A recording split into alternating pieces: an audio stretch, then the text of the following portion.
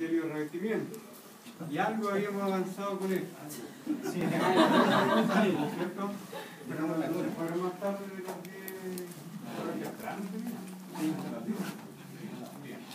Así que ahora vamos a ir un poquito más lento, ¿ya? Así que para que no entren en colapso. Glándula exocrina. Las glándulas exocrinas, ¿ya?, se clasifican de acuerdo al número de células que tienen. Hay glándulas que son unicelulares, una sola célula, como la célula o la glándula caliciforme, ¿ya?, que está en algunos epitelios, como en el epitelio respiratorio y el epitelio digestivo. Ahí encontramos una glándula que es unicelular. Por otro lado, epitelio respiratorio y epitelio digestivo. Pero la mayoría de las glándulas son multicelulares, más de 2 células que van a conformar esta unidad. Así observamos nosotros esta célula, que la encontramos en este epitelio, y fíjense las características de este epitelio, haciendo un repaso de epitelio de revestimiento. ¿Cuántas capas de células ven acá? Considerando esta línea como la lámina basal, de acá hacia arriba, ¿cuánto hay? Una sola, ¿cierto? Porque tiramos una línea. La lámina basal hacia... A ver, se verá muy mal si está la tiro hacia arriba. ¿Se ve mal? Sí.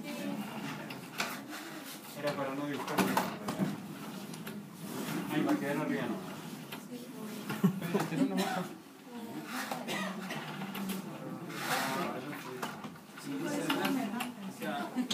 Ahí, ¿ese es mejor?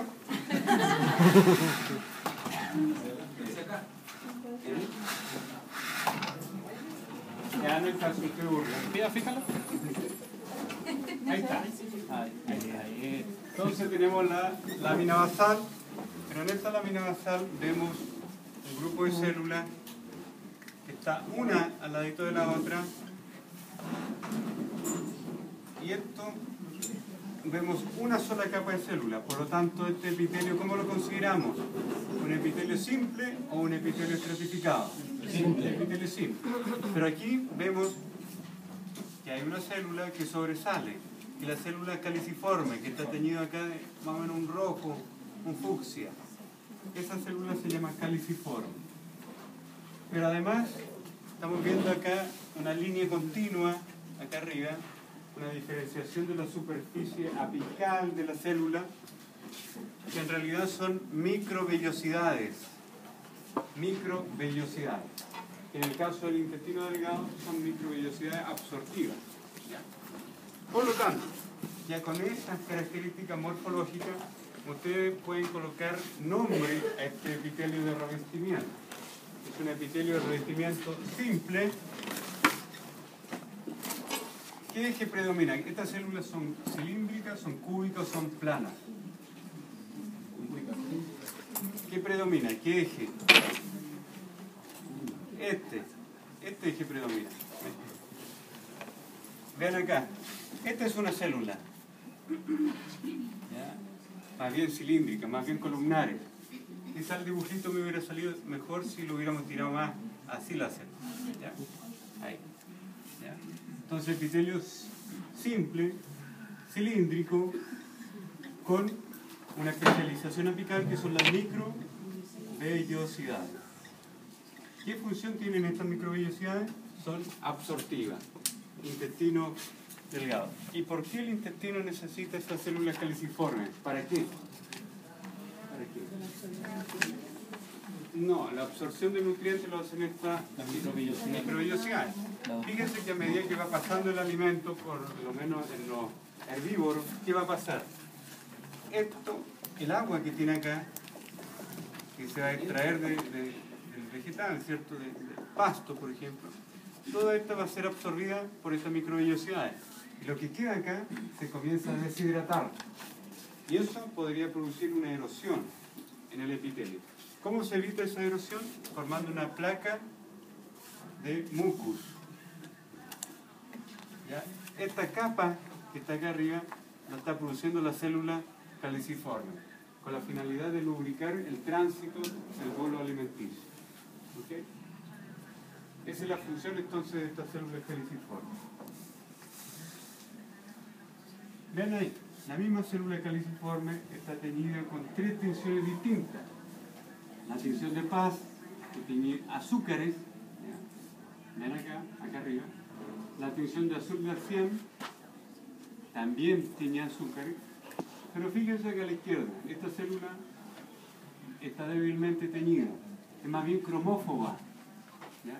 ¿Qué quiere decir eso? Que tiene fobia, ¿cierto?, aversión al color. ¿Por qué? Porque aquí se utilizó la tinción de hematoxilina y eosina. Entonces los preparados que tenemos en el laboratorio, la mayoría son con hematoxilina y eosina. Por lo tanto, cuando revisemos estos epitelios, la célula caliciforme no se va a teñir. ¿Ya? ¿Y dónde encontramos esta célula caliciforme? En el epitelio respiratorio y en el epitelio digestivo. En ninguna otra parte más. ¿Ya? Entonces, habíamos visto también que las glándulas se originan a partir de invaginaciones de un epitelio revestimiento. Un epitelio revestimiento, como el que acabamos de estudiar, está en la superficie y comienza a invaginar. Y forma acá una estructura que va a ser una estructura secretora, que va a producir entonces la secreción, y una porción conductora. A esta porción secretora de una glándula la llamamos, ¿recuerdan? Adenómero. El adenómero, esta porción que secreta, que produce la secreción. En cambio, la porción conductora, ¿cómo se llama? Excretómeros. Excretómero. ¿Ya? Toda esta parte ya la habíamos visto, ¿cierto? El excretómero. Pero cuando se pierde esta porción en una glándula que es el excretómero, cuando no está, esta glándula ya deja de llamarse exocrina. Si cambia su nombre y su producto de secreción, va a tener que pasar a los capilares sanguíneos que están al lado.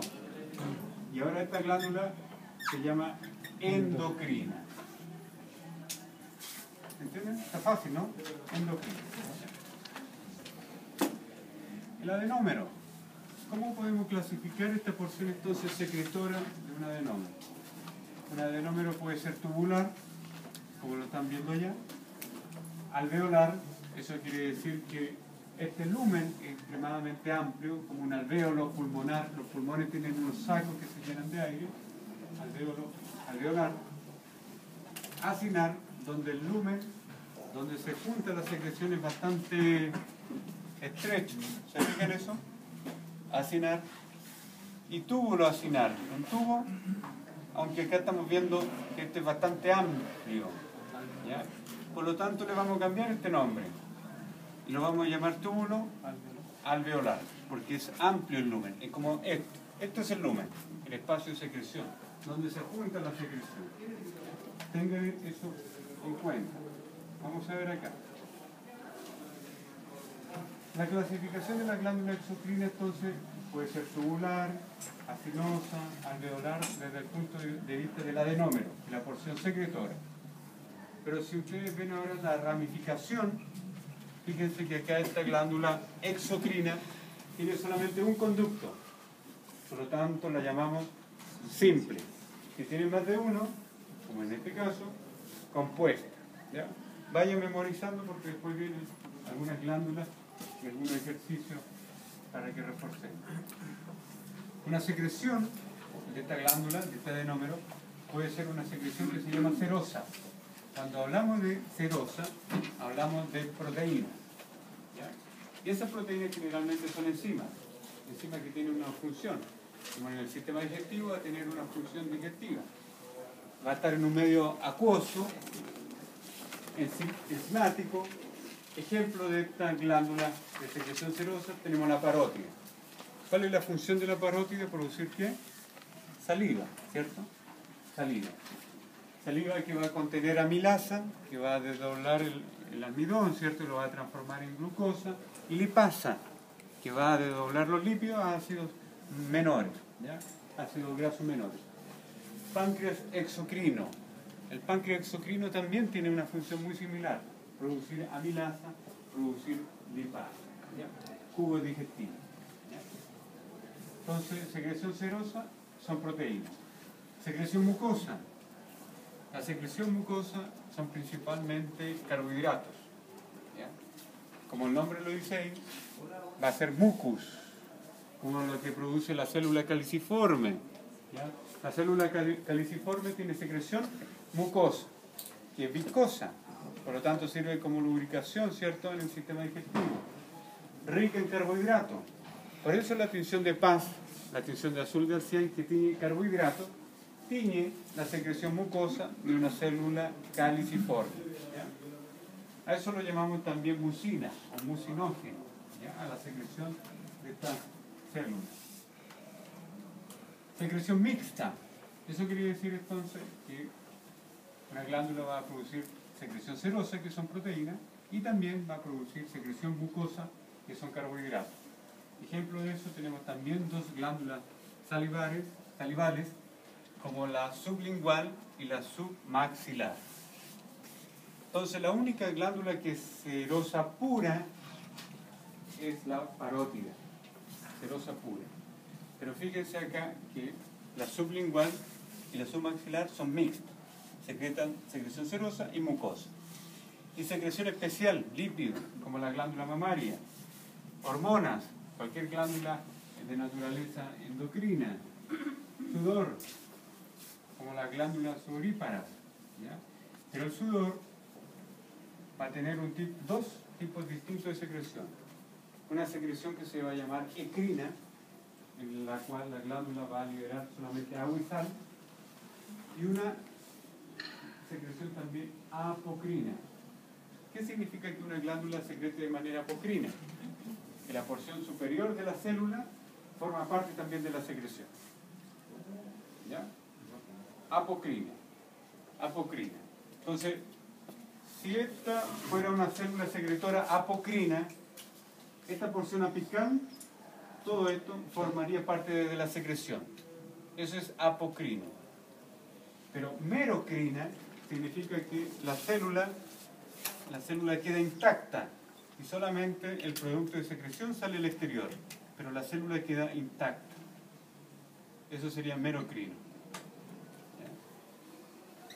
¿Ya? Y apocrino, que esta porción superior de la célula forma parte de la secreción. ¿Ya? Profe, después esa parte se va regenerando. Se regenera. Ahora, ¿dónde encontramos glándulas sudoríparas apocrinas? En la axila. Axila, ¿cierto? Genitales. De tal manera que este contenido apical es rico en lípidos, proteínas, azúcares, y como entra en contacto con las bacterias de la piel, se descompone. Pero en cambio, la glándula sudorípara de la mano, del resto del cuerpo, ¿cierto?, de la espalda, son merocrinas, va a estar secretando solamente agua y sal. Por lo tanto, no hay descomposición bacteriana a ese nivel. Si la apocrina está en la superficie apical, la merocrina, ¿en qué superficie está? No, en la apocrina lo que pasa es que la porción apical de la célula se prende. En cambio, en la merocrina la célula queda intacta. Esa es la diferencia. Y los gránulos de secreción salen solamente, ¿ya?, en la merocrina. Veamos acá. Arriba estamos observando un adenómero. ¿Qué tipo de adenómero es el que se ve arriba? Vean. ¿Seroso o mucoso? El que está acá arriba. El que se tiñe más intensamente. Esta es una tinción de hematoxilina y eosina. Y el moco es cromófobo para este colorante, ¿cierto? Entonces acá arriba estamos viendo una secreción serosa. Eso quiere decir que hay proteína acá. Proteína. El núcleo de este adenómero es bastante redondo. ¿Se fija? Muy redondito. A diferencia de este adenómero, donde el núcleo es bastante plano y el citoplasma de cada una de estas células se tiñe, pero débilmente, casi nada. ¿Ya? Cromófobo. Entonces, el adenómero que está abajo es mucoso. ¿Vamos bien? Fíjense acá, glándula de secreción serosa a la izquierda y mucosa a la derecha. Ahí podemos ver cómo el producto de secreción rápidamente llega hasta el ápex de la célula, porque aquí hay una célula, acá hay otra. Esta es la lámina basal que va a ser la pared de este adenómero, acá hay otro adenómero, y la secreción empieza a subir, y acá se está juntando. Y después va a ser expulsado, ¿cierto?, este lumen. Bajo la clasificación de los adenómeros, ¿este adenómero de qué tipo puede ser? Acinoso. ¿Acinoso o alveolar? Acinoso. Acinoso. Sí. ¿Por qué? Fíjense el lumen bastante estrecho, muy pequeño, ese es el lumen. En cambio el alveolar es un saco, como un saco pulmonar, un alveolo, ¿ya? Acinar es muy pequeñito. Y aquí estamos viendo cada uno de estos adenómeros, pero de secreción mucosa, ¿ya? Como la glándula del esófago. También en el duodeno encontramos esta glándula, ¿ya? Célula serosa, vean ahí. ¿Qué es lo que predomina en esta célula serosa? ¿Qué organelo? Piensen en su función. ¿Está produciendo qué? ¿Qué está produciendo una célula serosa? ¿Proteína o moco? Proteína. ¿Y qué organelo es el que produce la proteína? Ribosoma. Fíjense que estos ribosomas están adosados a un tubo, a una cisterna. Entonces tenemos un tubo y sobre este tubo encontramos cientos de ribosomas sintetizando proteínas. Y aquí vemos un tubo. Por lo tanto, este retículo endoplasmático rugoso. Si hiciéramos una tinción de hematoxilina y eosina, la hematoxilina va a teñir el núcleo, pero también el citoplasma, porque aquí hay ARN, ácido ribonucleico. Todo esto se va a teñir. Eso nos está indicando que es una célula productora de proteínas, ¿ya? Y la secreción está arriba, tenía esas esferitas, esas vacuolas negras, ¿ya? Entonces tiene una forma piramidal cuyo citoplasma se tiñe con eosina, ¿cierto? Pero solamente la eosina a nivel apical, ¿ya?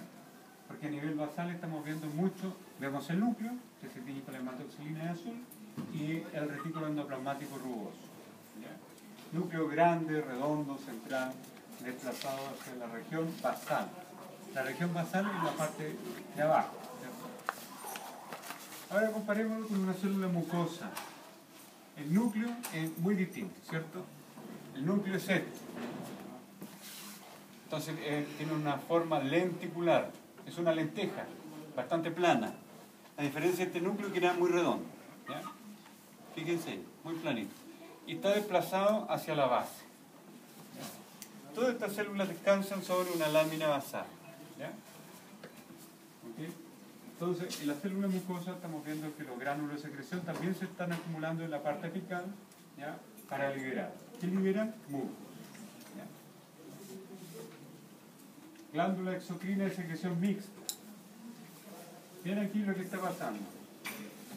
Tenemos en esta zona de celeste células de secreción mucosa, fíjense en los núcleos bastante planaditos, y acá en la periferia encontramos un casquete de secreción serosa, más bien proteína. Por lo tanto, el mismo adenómero está secretando dos sustancias distintas, ¿ya? Moco, por esta parte, carbohidrato, y aquí proteína, ¿ya? Esta es una glándula exocrina de secreción mucosa. Y aquí lo estamos viendo cómo se ve realmente al microscopio. La porción mucosa, más interna, como esto, y la porción externa, bastante más teñida, y se tiñe muy fuerte con la hematoxilina de un color más bien violeta, ¿ya? Se está teñiendo el núcleo y los ribosomas, los ácidos que hay en esta estructura, ¿ya? Merocrina. Vamos a ver qué significa entonces merocrina. Sin pérdida de protoplasma celular. Lo único que se está expulsando al exterior son los gránulos de secreción. Nada más. Eso es merocrina. Apocrina, como ya les había adelantado, se pierde parte del citoplasma apical, la porción superior de la célula. Y nada más. Sí, ¿Ya? Entonces ahí tenemos algunos ejemplos, como la glándula mamaria. Y algunas células de la glándula mamaria van a producir la leche, pero de esta leche los lípidos, ¿ya? Por esta secreción. O sea, la grasa de la leche es por secreción apocrina, ¿ya? O sea, la porción superior de la célula se estaría perdiendo. La glándula sudorípara en genitales y en axila también tendrían esta secreción en donde la porción apical se pierde en esta célula. Y holocrina significa que la célula completa forma parte de la secreción. Holo significa todo. ¿Ya? La secreción es la célula entera. ¿Ya? Como por ejemplo la glándula sebácea, la que tenemos en la piel. ¿Ya? La que nos hizo sufrir durante la pubertad, con la espinilla. ¿Ya? Entonces ahí está diagramado lo mismo. Holocrina, fíjense que la célula enterita forma parte de la secreción, merocrina, gránulos de secreción, y apocrina, la porción apical de la célula. ¿Alguna duda hasta aquí? Para que no lleguen a la casa a estudiar. Lleguen a dormir nomás. Entonces, glándula de secreción merocrina, estamos viendo la parótida. Entonces la parótida tenía solamente una secreción pura de proteína. La parótida es una glándula salival que tiene una secreción de enzimas, de la cual destacaba dos enzimas. ¿Cuál era? La lipasa y la amilasa. Entonces cada vez que se mastica un alimento, las muelas van a moler este alimento, ¿cierto?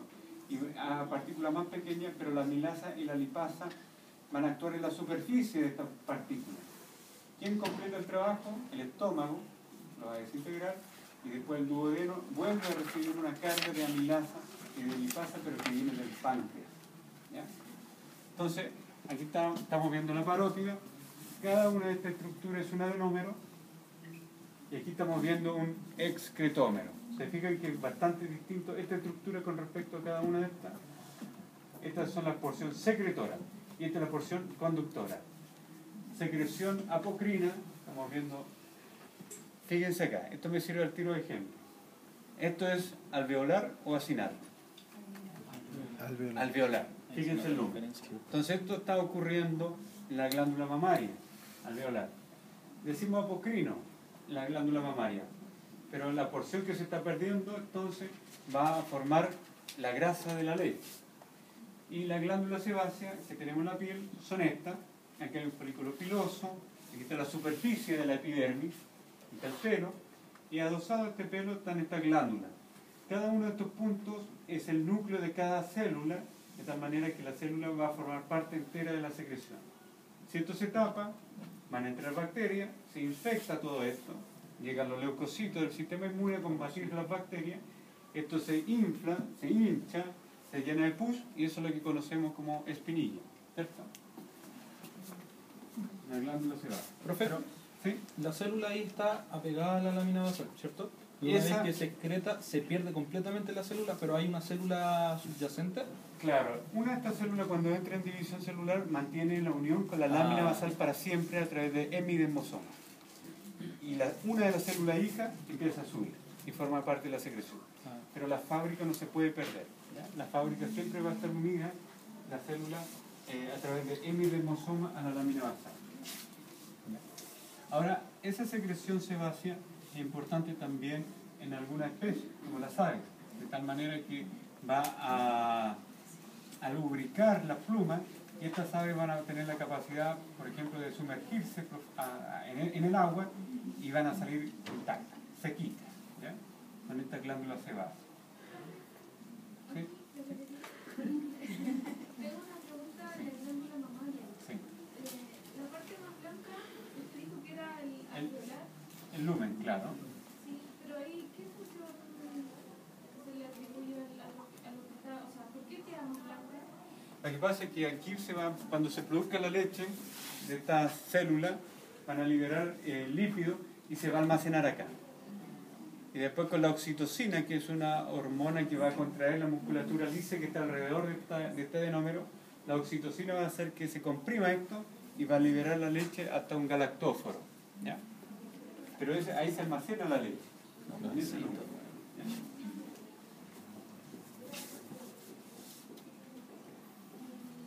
Fíjense acá. Glándula exocrina compuesta, sinosa, serosa, merocrina. ¿Ya entienden todo eso? ¿Entienden lo que significa exocrino? Sí. Hay una diferencia con endocrino. Exocrino que va hacia el exterior. Compuesta. ¿Qué quiere decir que es compuesta? Que tiene uno, dos o varios, ¿qué? Varios excretómetros. Compuesto significa dos o más excretómetros. ¿Qué más dice? Acinosa. Acinosa. Fíjense el lumen El lumen es El lumen pequeño. El lumen es muy pequeño, casi ni se ve. Esto de acá es un excretómero, así que no cuenta, pero eso, fíjense, también un excretómero. El lumen casi no se ve de los adenómeros. No se ve. ¿Qué más dice? Ceros. Serosa. Por lo tanto, ¿qué está produciendo esto? Proteína. Proteína y merocrina. Entonces ya eso que era hace 10 minutos atrás un trabalengua, ya lo entienden. ¿Cierto? Lo entienden. Acá hay un excretómero que va a eliminar el contenido de toda esta secreción, ¿ya? Hacia el exterior, ¿ya? Y esto de acá, los adenómeros corresponden al parénquima del órgano, la porción funcional. Y el estroma es todo el tejido conectivo, tejido que conecta. ¿Ya? Tejido conectivo, eso es el estroma. Glándula exocrina compuesta, túbulo acinosa, mucosa y serosa en los bolillos separados. ¿Ya? Todas esas palabras ya la entienden, pero fíjense que aquí está completamente separado la porción mucosa, ¿cierto? Que no se tiñe, los núcleos planos, a diferencia de adenómeros serosos, y va a producir entonces proteínas. Entonces, glándula exocrina compuesta. ¿Cuántos conductos o excretómeros tiene? ¿Uno o más? Más. Túbulo acinosa. Es un tubo, pero aquí es un acino con un lumen bastante estrecho. Túbulo acinosa. Mucosa, la parte de la izquierda, ¿cierto? Y serosa, la parte de la derecha. En los bolillos separados. ¿Ya? Pero aquí encontramos nuevamente una glándula serosa y mucosa, pero aquí hay una diferencia.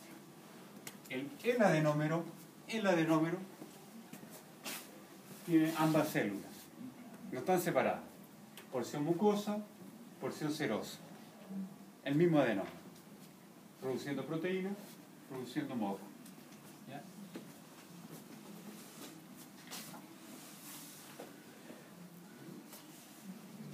Veamos ahí lo que pasa en la piel. Estamos viendo un folículo piloso. Este folículo piloso tiene una glándula sebácea, ahí adosada. Esta glándula sebácea, ¿qué tipo de secreción tiene? Holocrina, merocrina, apocrina, ¿cuál es? Holocrina, ¿sí? ¿Cierto? Holocrina. Un tipo especial de secreción que en este caso va a ser el sebo. Así se llama esa secreción. Y abajo vean que hay glándula sudorípara. ¿Ya? Pero esta glándula sudorípara da la impresión de que fueran varias ahí. ¿Se fijan ahí y acá? Pero esta glándula sudorípara realmente es una glándula tubular enrollada. Esto la piel baja y se enrolla. Y como el corte pasa de esta manera, ven varias veces una estructura como un círculo, como un tubo. ¿Entienden? Pero realmente es un tubo enrollado. ¿Ya? Nuevamente ahí, glándula sebácea, y como preguntaba su compañero, una de estas células basales, ¿cierto?, va a estar siempre unida a la lámina basal, de tal manera que cuando hay división celular, una de las células hijas va a formar parte de la secreción.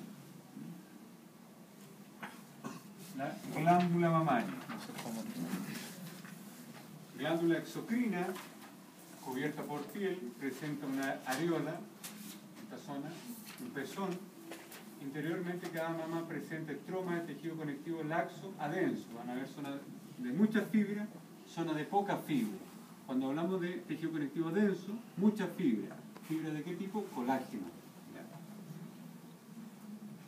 Adiposo, ¿cierto? Dividiéndola en 15 a 20 lobulillos, con glándulas mamarias de características que son compuestas, ¿ya? 2 o más excretómeros, quiere decir eso.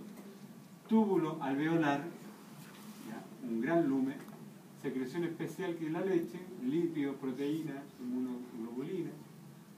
Modalidad de secretar merocrina, las proteínas, y apocrina, los lípidos. Ahí ya está el resumen de lo que hemos conversado. Y ahí estamos viendo esta imagen. Ven a la izquierda que vemos mucho estroma. Todo esto naranjo, rojizo que está acá, es estroma, es tejido conectivo, fibra de colágeno, acá a la izquierda, todo eso. Y el parénquima está muy reducido. La porción que está que funcionando es muy baja, ¿ya? A diferencia de lo que ocurre a la derecha, donde el parénquima es extremadamente abundante. Por lo tanto, lo que estamos viendo a la derecha corresponde a una glándula mamaria en actividad, produciendo leche. Ahora, ¿cuál es el estímulo de esa producción de la leche? Hay una hormona que se llama la prolactina, que va a inducir a que cada una de estas células que conforma este adenómero, cada uno de estos adenómeros, la prolactina, que viene de la hipófisis, va a hacer que se secrete leche. Pero hay otra hormona que es la oxitocina, que va a comprimir la musculatura lisa que envuelve a los adenómeros y al galactóforo, lo va a comprimir para que se eyecte la leche. ¿Ya? ¿Cuál es el estímulo para que la hembra libere leche? La presión sobre el pezón. ¿Ya? En el humano el bebé que aprieta el pezón, la vaca el efecto mecánico de apretar la teta, ¿cierto? De tal manera que eso va a generar en el hipotálamo que se libere oxitocina. Se libera la oxitocina y va a generar la contracción de la musculatura lisa y va a ser eyectada la leche. Y si está el ternero tomando leche, al recibir ese estímulo, la llegada de la leche, el ternero vuelve a apretar y se vuelve a ampliar el eje. ¿Ya? Entonces es un feedback positivo. Se genera oxitocina a medida que va recibiendo el estímulo de presión sobre el pezón. ¿Ya? Glándulas endocrinas. Glándulas endocrinas. Ahí tenemos la pineal. ¿Por qué se llama pineal la glándula que está en la base del cerebro en la región posterior? Porque los histólogos le encontraron una forma muy parecida a una piña. ¿Ya? La glándula pineal secreta durante la noche una hormona que se llama melatonina. ¿Ya? Pero durante el día, la pineal tiene serotonina y esta serotonina durante el día nos mantiene despiertos y en un estado anímico adecuado. ¿Ya? Pero al pasar la noche, esa serotonina se transforma en melatonina en la glándula pineal. O sea, las personas que tienen trastorno del sueño severo, ¿esa glándula es la que funciona mal? Esa puede estar fallando, puede estar produciendo poca melatonina. Por lo tanto, ahora los neurocientíficos, en vez de recetar diazepam, recetan melatonina. Con la ventaja que la melatonina no causa dependencia porque la produce usted y que tiene una vida media de 30 minutos. Entonces, usted cae en sueño y después el hígado la descompone completamente porque es un aminoácido. ¿Ya? ¿Qué pasa? Que la serotonina lo va a mantener despierto en el día y la noche va a ser la melatonina. Pero la melatonina tiene un efecto antioxidante poderosísimo porque es capaz de entrar a sus células y reparar la membrana plasmática, reparar el núcleo, reparar el DNA. Y eso explica por qué necesitamos dormir. ¿Ya? Si usted no duerme, usted mantiene la producción de serotonina de manera constante, pero no se transforma en melatonina. Si no hay melatonina, no hay reparación celular, de la oxidación celular y no descansa y va a tener problemas al otro día. Tanto es así que, por ejemplo, los circuitos eléctricos, cuando usted duerme en el dormitorio y tiene la tele conectada, el escaldazono conectado y hay mucha radiación electromagnética, eso impide que la glándula pineal haga la transformación de serotonina a melatonina. Y al otro día ustedes despiertan como si no hubieran dormido. Duermen 8 horas, 6 horas, es como si hubieran dormido 2 o 3. ¿Por qué? Porque se ha inhibido la transformación de serotonina a melatonina. ¿Ya? Por eso cuando uno se va a acostar tiene que desenchufar todo. ¿Ya? Esta hormona es tan segura que la Asociación de Pediatría de Estados Unidos incluso la recomienda al niño que con una utilización de esta por 6 meses. Entonces los niños que causan dificultad a los pobres padres para dormirse, llegan a las 10, 11 de la noche, todavía andan dando vueltas, ya la dosis de melatonina de 3 miligramos 30 minutos antes de dormir como la adecuada. Siempre recomendada por el pediatra. Y el pediatra lo tiene que recomendar. Además que esto son estudios nuevos, entonces los efectos a lo mejor los vamos a ver a largo plazo. La melatonina entonces es un producto muy importante de esta glándula pineal. Hipófisis. ¿No hay preguntas? ¿Ahora? No está bien. Hipófisis. La hipófisis es una... se me quedaba en el tintero con la melatonina. Hay un problema con la melatonina, un pequeño problema. Que si ustedes quieren tomar melatonina, tiene que ser muy bien regulada, nunca más de 3 miligramos diarios, a la noche, 30 minutos antes de irse a dormir. Porque si la toman para andar conduciendo el auto, se van a quedar dormidos manejando. Gente que trabaja con maquinarias que son muy sensibles también no pueden tomar melatonina.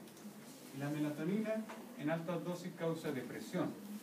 Por eso hay gente que se deprime en invierno y anda contenta en primavera, verano. ¿Ya? Porque como hay menos luz, al haber menos luz, se favorece la transformación de serotonina a melatonina. Por eso cuando duerme ocurre esta transformación. ¿Ya? Y la melatonina puede causar depresión. Serotonina, claro, lo que recetan los psiquiatras son inhibidores de la captación de serotonina. Entonces, la serotonina que usted tiene circula más tiempo bañando el cerebro. Entonces, eso cuando usted recibe un fármaco que le está dando un psiquiatra para mejorar su estado anímico, lo que le está bloqueando es que usted ocupe la serotonina para que siga bañando el cerebro por más tiempo. Eso se hace. Eso se hace. Hay un medicamento que le dan a las personas que tienen problemas justamente para estar despiertos. Sí. Se llama Mentix. Mentix, sí, lo conozco.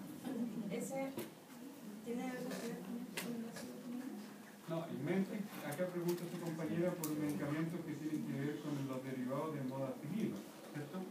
Es un activador cerebral. Eso se ocupó en la guerra del Golfo con los soldados para mantenerlos despiertos en estado de alerta. Era obvio, o sea, tenían enemigos manejando tanques, todo, no podían equivocar. Entonces, la industria farmacéutica utilizó a estos soldados para hacer las pruebas clínicas. El Mentix tiene el mismo efecto que una droga